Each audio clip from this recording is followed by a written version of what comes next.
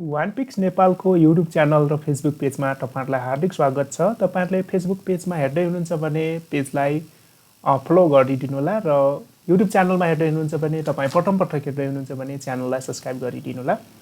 आजको भिडियोको बारेमा तपाईहरुले पोस्टर फ्रेम हेरेर थाहा पाइसक्नु भएको छ। लुम्बिनी प्रदेश लोकसेवा आयोगले विभिन्न सेवा समूहमा प्रदेश निजामती सेवा तथा स्थानीय सरकारी सेवा अन्तर्गत सहायक स्तर 5औं तहको अपराविधिक पदहरूको खुला तथा समावेशी प्रतियोगितात्मक विज्ञापनको मिति आजै रहेको छ।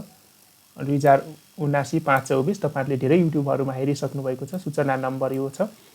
अनि यो चाहिँ अगाडिको बडुवाको हो र यो खुलाको लागि तल दिएको छ। अलि तल आउनु होला।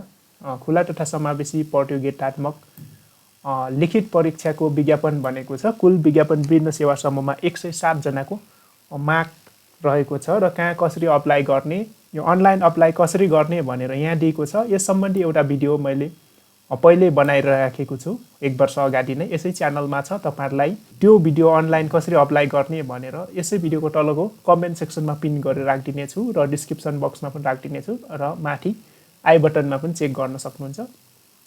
यहाँ चाहिँ तपाईहरुले अनलाइन चाहिँ ppsc.online.lumbini.go बाट अनलाइन दरखास्त दिन सक्नुहुन्छ भन्छ। अनि प्रथम पटक प्रकाशित मिति चाहिँ 12-24 गते रहेको छ र सूचना नम्बर 2। सूचना नम्बर 1 चाहिँ आन्तरिकको बडुवाको लागि हो भने तपाईहरुको सूचना नम्बर 2 चाहिँ खुला अन्तर्गत रहेको छ र प्रदेश निजामती सेवा र स्थानीय तह सरकारी सेवामा चाहिँ गरेर कुल 107 जनाको विज्ञापन रहेको छ। र हेरौं कमा बनेको छ प्रदेश निजामती सेवा अन्तर्गत प्रशासन सेवा अपराविधिक 5औं तहका पदहरू। यसको चाहिँ योग्यता भनेको तपाईहरुको +2 हो। अनि त्यसमा चाहिँ यो पदहरू हेरौं। यसमा चाहिँ तपाईको कुल चाहिँ 16 वटाको लागि चाहिँ विज्ञापन गरेको छ। अनि यसमा चाहिँ हेरौं यो सबै प्रशासनकै हो। प्रशासन र लेखा छ र राजस्वको पनि रहेछ।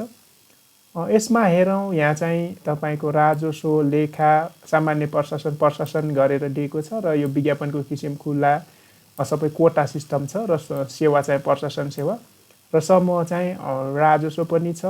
त्यसपछि यो राजस्वमा 1 जना छ, खुलामा, लेखामा 4 जना, सामान्य प्रशासनमा 4 जना रहेको छ। महिलामा चाहिँ लेखामा 1 जना, सामान्य प्रशासनमा 1 जना। अनि आदिवासी जनजातिमा पनि 1 जना रहेको छ लेखा र सामान्य प्रशासन। मधेसीमा पनि 1 जना रहेको छ। अनि त्यसपछि सामान्य प्रशासन भन्छ दलितमा 1 जना गरेर 16 जना चाहिँ यो स्थानीय यो प्रदेश निजामती सेवा अन्तर्गत रहेको छ प्रशासन सेवा। त्यसपछि बाँकी चाहिँ 91 जनाको मागपत्र संख्या रहेको छ। विज्ञापन सूचना नम्बर 3 रहेको छ। यो चाहिँ स्थानीय सरकारी सेवा अन्तर्गत प्रशासन सेवा। यो पनि अपराविधिक 5औं तह भन्छ। सहायक 5औं तह सुब्बा सरको हुन्छ। तपाईहरुको चाहिँ +2 योग्यता चाहिन्छ। यसमा चाहिँ दिएको छ कुल गरेर यो विज्ञापन नम्बर भन्ने छ। तपाईले कुन संकाय पढ्नु भएको छ तपाईले दिन मिल्ने चाहिँ तल विस्तृतमा हेरौँला। यसमा चाहिँ विज्ञापनको किसिम खुला भन्ने छ। न्याय सेवा र प्रशासन सेवा गरेर दिएको छ। न्याय सेवामा चाहिँ कानुनमा 6 जनाको विज्ञापन रहेको छ। त्यसपछि आलेपमा चाहिँ 5 जना, आन्तरिक लेखा परीक्षणमा 5 जना। अनि त्यसपछि लेखापालमा चाहिँ 4 जना। त्यसपछि सामान्य प्रशासनमा चाहिँ 38 जनाको विज्ञापन रहेको छ खुलामा। त्यसैगरी यो चाहिँ यो विज्ञापन चाहिँ तपाईहरुको महिलाको लागि हो। महिलामा चाहिँ प्रशासन, अनि प्रशासनमा पनि लेखा र सामान्य प्रशासनमा 1 र 13 जना कर्मचारी रहेको छ। अनि आदिवासी जनजातिको लागि लेखा र सामान्य प्रशासनमा छ। लेखामा चाहिँ 1 जना र सामान्य प्रशासनमा 20 जना रहेको छ। अनि त्यसपछि मधेसीमा लेखा र सामान्य प्रशासनमा 1 र 2 कर्मचारी गरेर टोटल 91 जना चाहिँ स्थानीय सेवा अन्तर्गत रहेको छ। सरकारी सेवा अन्तर्गत अपराविधिक पदहरू। त्यसपछि विज्ञापित पदहरूको स्थानीय तह अनुसार विस्तृत विवरण कुन चाहिँ स्थानीय तहले कति मागेछ भन्ने छ। अब यो चाहिँ पछि खासै नहेर्दा पनि फरक नपर्ला। त्यसपछि परीक्षा तालिका हेरौँ। एकदम महत्त्वपूर्ण भनेको परीक्षा तालिका कहिलेसम्म छ र विज्ञापन कहिले दिन सकिनेछ। यो चाहिँ प्रदेश सेवा अन्तर्गतको यहाँ दिएको छ हैन। प्रदेश सेवा अन्तर्गतको विज्ञापनहरू यो 50,001 देखि 50,005 सम्मको विज्ञापन रहेको छ। यो चाहिँ सहायक भने चाहिँ प्रदेश निजामती सेवा अन्तर्गत प्रशासन सेवाका पदहरूको विज्ञापन। यो प्रथम पत्र चाहिँ 2079-7 गते कार्तिक 17 गते हुनेछ बेलुकी 4:30 बजे। र द्वितीय पत्र चाहिँ प्रथम पत्रको नतिजा प्रकाशन भएपछि भन्ने छ दुईटैमा। अनि सहायक स्तर स्थानीय सेवाका लागि 2079 कार्तिक 19 गते दिनको 2 बजे हुनेछ। यो चाहिँ तालिका भयो। परीक्षाको किसिम लिखित कम्प्युटरसिप परीक्षा र अन्तर्वार्ता हुनेछ। लिखित परीक्षा सुरुमा हुन्छ 3वटा चरण, त्यसपछि त्यो पास गर्नुभयो भने कम्प्युटरसिप परीक्षा हुन्छ र अन्तिममा अन्तर्वार्ता हुन्छ। परीक्षा केन्द्र बुटवलमा रहनेछ। परीक्षाको माध्यम भन्छ तपाईहरुले परीक्षाको माध्यम भाषा नेपाली अंग्रेजी वा दुवै लेख्न सक्नुहुनेछ। दरखास्त कसरी दिने भनेर चाहिँ ppsconline.gov.np बाट दिन सक्नुहुन्छ। यो चाहिँ यस बारेमा युजर म्यानुअल पनि छ र यो भन्दा पहिले 1 वर्ष पहिले मैले चाहिँ यसै च्यानलमा भिडियो बनाएर राखेको छु, त्यो हेर्नु होला। अनि त्यसपछि फारम दस्तुर कसरी बुझाउने भन्ने छ। दस्तुर चाहिँ 500 रुपैयाँ बुझाउनु पर्ने छ भन्छ। थप समूह समावेशीको लागि विज्ञापन आवेदन दिने उम्मेदवारहरूको हकमा प्रत्येक समूहको 250 लाग्नेछ। यदि तपाईँ महिला हुनुहुन्छ र खुल्ला र महिलामा भर्नुहुन्छ भने 500 यो खुल्लाको भयो, त्यसपछि 250 एउटा समूहको थप्नुहुन्छ। अथवा तपाईँ अरू हुन्छ भने प्रत्येक समूहको 250 काठहरूले थपिँदै जान्छ। यदि तपाईँ जनजाति हुनुहुन्छ भने खुल्लामा पनि भर्नुहुन्छ 500 अनि महिलामा भर्नुहुन्छ 200 प्लस महिलामा 250 र जनजातिमा पनि भर्नुहुन्छ भने 250 गरेर तपाईहरुले 1000 रुपैयाँ तिर्नुपर्ने हुन्छ। दस्तुर बुझाउने विधि भन्छ यो विद्युतीय दरखास्त एप्लिकेसन प्रणालीमा सबमिट गरिसकेपछि अनलाइन पेमेन्ट गरेर वा अफलाइन पेमेन्ट भन्ने अप्सन छ। दुईटा मध्ये कुनै तपाईलाई जुन सजिलो लाग्छ अनलाइनबाट पे गर्ने भने अनलाइन, अफलाइनबाट अफलाइन भनेर त्यहाँ चाहिँ दरखास्त दिने अन्तिम मिति भन्छ। यहाँ चाहिँ हेर्नु होला 2079-6-13 असोज 13 गतेसम्म छ र तपाईहरुलाई चाहिँ लागेको डोब्बर दस्तुर तिरेर गर्ने दरखास्त बुझाउने अन्तिम मिति चाहिँ 2079-6-23 गतेसम्म रहेछ, असोज 23 गतेसम्म। उम्मेदवारको उमेर हेर्नुपर्ने हुन्छ। 2079-6-13 सम्म 18 वर्ष पुगेको हुनुपर्छ। तपाईले चाहिँ यो 6-13 सम्म 18 वर्ष पुग्नु भएको छैन, एक दिन पनि पुग्नु भएको छैन भने तपाईले त्यो अप्लाई गर्न पाउनुहुन्न र पुरुषको हकमा 35 वर्ष ननागेको र महिलाको र अपाङ्गको हकमा 40 वर्ष भन्ने छ उमेर। पेश गर्नुपर्ने कागजातहरू भनेको छ यसमा चाहिँ तपाईको चाहिँ के हुन्छ भनेपछि माग्रेक अनुसारको सम्पूर्ण विवरण आफै नागरिकताको अगाडि तथा पछाडिको दुवैतर्फको भाग, पासपोर्ट साइजको फोटो अनि हस्ताक्षर स्क्यान गरेको जेपीजी फर्मेटमा र अन्य कागजातहरू जस्तै दस्तखत दिने पदको लागि आवश्यक न्यूनतम शैक्षिक योग्यताको प्रमाणपत्र, समावेशी समूहमा दरखास्त दिने समावेशी भनेको महिला, जनजाति, आदिवासी, दलित छ हैन, त्यो कोटामा दिनेहरूको लागि हो। उम्मेदवारले हकमा समावेशी विवरण खुल्ने कागजातहरू सक्कलै स्क्यान गरी यो पीडीएफ फर्मेटमा तोकिएको स्थानमा अपलोड गर्नुपर्ने छ। यो पीडीएफ र जेपीजी कसरी गर्ने र त्यो फाइल साइज पनि तोकिदिया हुन्छ।